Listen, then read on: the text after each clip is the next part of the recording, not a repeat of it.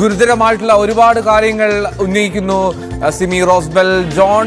മോശപ്പെട്ട അനുഭവങ്ങൾ ഉണ്ടായതായി കോൺഗ്രസിലെ പല സ്ത്രീകളും തന്നോട് പറഞ്ഞിട്ടുണ്ട്.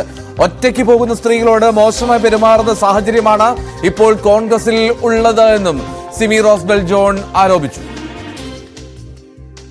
ഈ സിനിമയിൽ ഇപ്പം നമ്മൾ പറയുന്നു ഈ കോപ്പറേറ്റിംഗ് അഡ്ജസ്റ്റ്മെന്റുകൾക്കൊക്കെ നിന്നാലാണ് ചാൻസ് കിട്ടുക എന്ന് പറയുന്നത് നമ്മൾക്ക് സാധാരണ മനുഷ്യനെ സംബന്ധിച്ചിടത്തോളം ഞെട്ടലോടുകൂടി കേൾക്കുന്നു. പക്ഷേ രാഷ്ട്രീയം പറയുന്നത് വളരെ ധാർമ്മികതയുള്ള, പൊതുജനത്തോട് ധാർമ്മിക പ്രതിബദ്ധതയുള്ള ഒരു ഫീൽഡാണ്. അവിടെയും മെറിറ്റ് അല്ല ക്രൈറ്റീരിയ എന്ന് പറയുന്നത് അതൊരു വളരെ ഷോക്കിംഗ് ആയിട്ടുള്ള ഒരു കാര്യമാണ്. ഇപ്പൊ ഞാൻ പറയാം, ഇപ്പൊ സോളാർ കേസിലെ ഹൈബീഡനൊക്കെ പ്രതിപട്ടികയിൽ ഉണ്ടായിരുന്നാണ് അല്ലേ? അവരൊക്കെ നല്ല ഭൂരിപക്ഷത്താണ് ഇപ്പൊ ജയിച്ചിരിക്കുന്നത്. അപ്പൊ ജനം ഇതൊക്കെ തള്ളിക്കളയുന്ന ഒരു ഇതാണ് എന്നാണ് ഞാൻ മനസ്സിലാക്കുന്നത്. ഇപ്പൊ ആർക്കെതിരെ എന്ത് പരാതി കൊടുത്താലും അങ്ങനെ ഒരു കാലഘട്ടത്തിലേക്കാണ് നമ്മളിപ്പോ പോയിക്കൊണ്ടിരിക്കുന്നത്.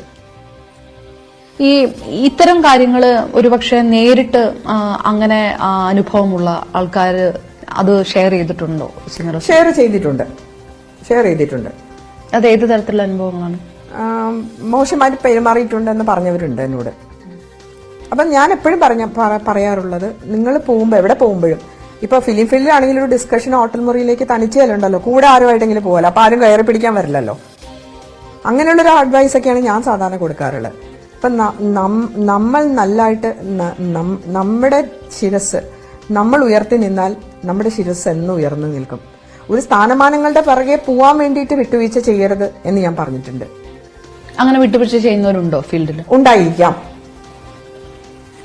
ഈ മോശമായിട്ട് പെരുമാറുന്നവര് ആ അനുഭവം പറഞ്ഞിട്ടുണ്ടെന്ന് പറഞ്ഞല്ലോ. അപ്പൊ ഞാൻ അവർക്ക് കൊടുത്ത അഡ്വൈസ് അതാണ്. അത് എന്തുകൊണ്ടാണ് മോശമായിട്ട് പെരുമാറുന്നത്? ഇപ്പൊ തന്നെയാണെങ്കിൽ ഇപ്പൊ വരുന്ന എല്ലാ ഇരകളും വേട്ടക്കാരുടെ അടുത്ത് അവരെ ഒറ്റയ്ക്ക് പോകുമ്പോഴാണ് ഇത് കാണുന്നത്. ഡിസ്കഷനും മറ്റേ കാര്യങ്ങൾക്കൊക്കെ എന്തുകൊണ്ട് അവർക്ക് കുടുംബത്തിലുള്ള ആരെങ്കിലുമായിട്ട് പോയിക്കൂടാ? അല്ലെങ്കിൽ ഫ്രണ്ട്സ് ഉണ്ടാവൂലേ? ഫ്രണ്ട്സ് ഇല്ലാത്ത ആരെങ്കിലും ഉണ്ടോ?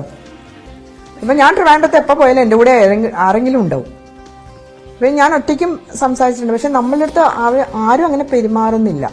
എൻ്റെ അടുത്ത് അങ്ങനെ പെരുമാറുന്നില്ല എന്ന് പറഞ്ഞാൽ മറ്റുള്ളവരുടെ അടുത്ത് അങ്ങനെ പെരുമാറാൻ പാടില്ല എന്നൊന്നുമില്ല. ഇപ്പൊ ജോമോള് പറഞ്ഞു എൻ്റെ കഥയിൽ ആരും മുട്ടാറില്ല എന്ന്. പക്ഷെ മറ്റുള്ളവരുടെ കഥയിൽ മുട്ടുന്നുണ്ട് എന്നാണ് പലരും ഇപ്പൊ തെളിവ് സഹിതം പുറത്തു വിടുന്നത്.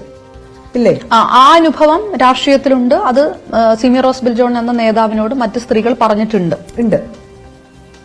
എന്തുകൊണ്ട് അവര് ആ സമയത്ത് ഇത് പൊതുസമൂഹത്തിന് മുന്നിൽ പ്രതികരിച്ചില്ല? പോസ്റ്റിംഗ് പ്രതീക്ഷിച്ചിട്ടായിരിക്കും. സിനിമയിലും അങ്ങനെയാണല്ലോ, അവസരങ്ങൾ കിട്ടും, പോപ്പുലർ ആവാം, പ്രശസ്തരാവാം.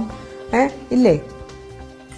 അതുപോലെ തന്നെ ആയിരിക്കാം. പക്ഷെ നമ്മള് പ്രശസ്തിയോട് നമുക്കിതൊക്കെ തരുന്ന നമ്മുടെ കർമ്മം, നമ്മളെ എന്റെ പിതാവിനെ പഠിപ്പിച്ചിരുന്ന നമ്മൾ ചെയ്യുന്ന കർമ്മം ആ കർമ്മം നമുക്ക് തിരിച്ച് കിട്ടും എന്നാണ് ഞാൻ വിശ്വസിക്കുന്നത്. അങ്ങനെയാണെങ്കിൽ ഞാൻ ഒരിക്കൽ പോലും അസംബ്ലിയിലോ പാർലമെന്റിലോ എന്നെ വിടാതിരുന്ന പ്രൊഫസർ ഇന്ന് പാർട്ടിയിലില്ല. എത്രമാത്രം ദ്രോഹിച്ചിട്ടുണ്ട് എന്നെ, ഇല്ല? ലീഡർ പറഞ്ഞിട്ട് പോലും അദ്ദേഹം സമ്മതിച്ചില്ല എനിക്ക് എറണാകുളത്ത് മത്സരിക്കാനായിട്ട്. പത്മജ ചേച്ചി പറഞ്ഞിട്ടുണ്ട് യൂത്ത് കോൺഗ്രസിൽ കൊടുക്കുന്നതിൽ എനിക്കും കൂടി കൊടുക്കുക. അപ്പൊ ആ ചേച്ചിയൊക്കെ ഞങ്ങളെ സഹായിച്ചിട്ടുണ്ട്. നിസ്സഹാവസ്ഥ പറഞ്ഞിട്ടുണ്ട്. തോമസ് മാഷ് DCC പ്രസിഡന്റ് ആണ്, സിമി MP ആണ്. പക്ഷെ അന്ന് ഇപ്പോഴും അതൊക്കെ തന്നെയല്ലേ നടക്കുന്നത്?